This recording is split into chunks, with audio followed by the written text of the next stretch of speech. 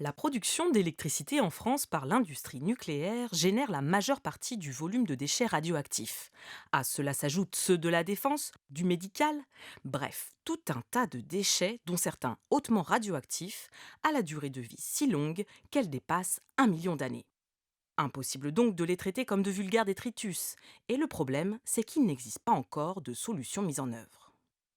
Depuis plus de 30 ans, les chercheurs et les industriels du monde entier se penchent donc sérieusement sur la question de stockage de ces déchets toxiques.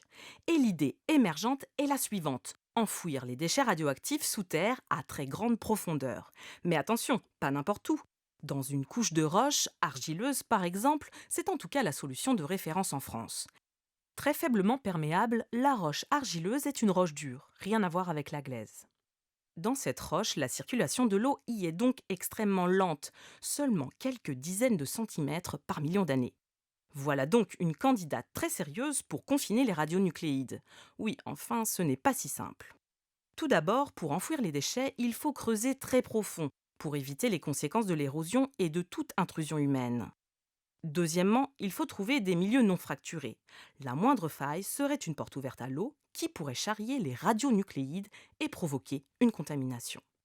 Déterminer des milieux sains capables de confiner les radionucléides, tel est l'un des défis de l'ANDRA, l'Agence nationale pour la gestion des déchets radioactifs, en charge de la réalisation du futur site de stockage.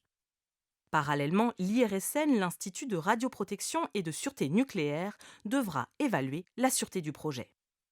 Direction le site expérimental de l'IRSN à Tournemire.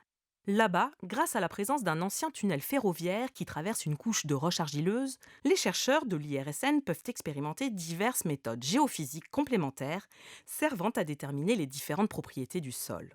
Au grand mot, les grands moyens. Pour ausculter la Terre, les chercheurs utilisent un marteau, voire un énorme camion vibreur.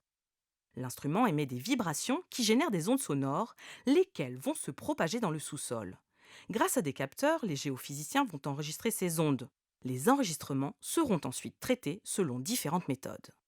Pour la sismique réflexion, les chercheurs s'intéressent uniquement aux ondes réfléchies par les différentes interfaces du milieu. Ils identifient ainsi les changements de couche géologique.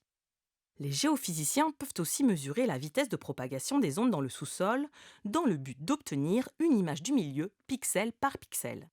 Dans ce cas précis, on parle de tomographie des temps de première arrivée. Une vitesse de propagation plus lente pourra être interprétée comme la présence d'une faille. Enfin, en couplant la méthode de tomographie sismique et la méthode de l'inversion de la forme de l'onde, les chercheurs ont aussi la possibilité d'obtenir une image de la vitesse de propagation des ondes sur le plan horizontal cette fois. Envoyer la décharge. Pour poursuivre l'auscultation de la Terre, les géophysiciens vont expérimenter la méthode de tomographie de résistivité électrique. Dans ce cas, grâce à des mesures de la tension et de l'intensité, ils étudieront la capacité du milieu à limiter le passage d'un courant électrique. L'image obtenue indiquera s'il y a présence ou non d'eau et donc d'éventuelles failles. Dernier examen pour la Terre, la radiographie, grâce à la méthode des muons. Les muons, ce sont ces particules émises par le Soleil. Plus le milieu est dense, plus il va absorber les muons, un peu comme les os absorbent les rayons X. Les trous dans la roche, facilement traversés par les muons, se révéleront sur l'image par des zones sombres. Mais attention, patience, plusieurs mois seront nécessaires pour acquérir une telle image. Et voilà en quoi consiste une partie de la mission de recherche et de développement de l'IRSN, dont l'expertise sera aussi sollicitée sur de nombreux autres points relatifs au stockage des déchets radioactifs.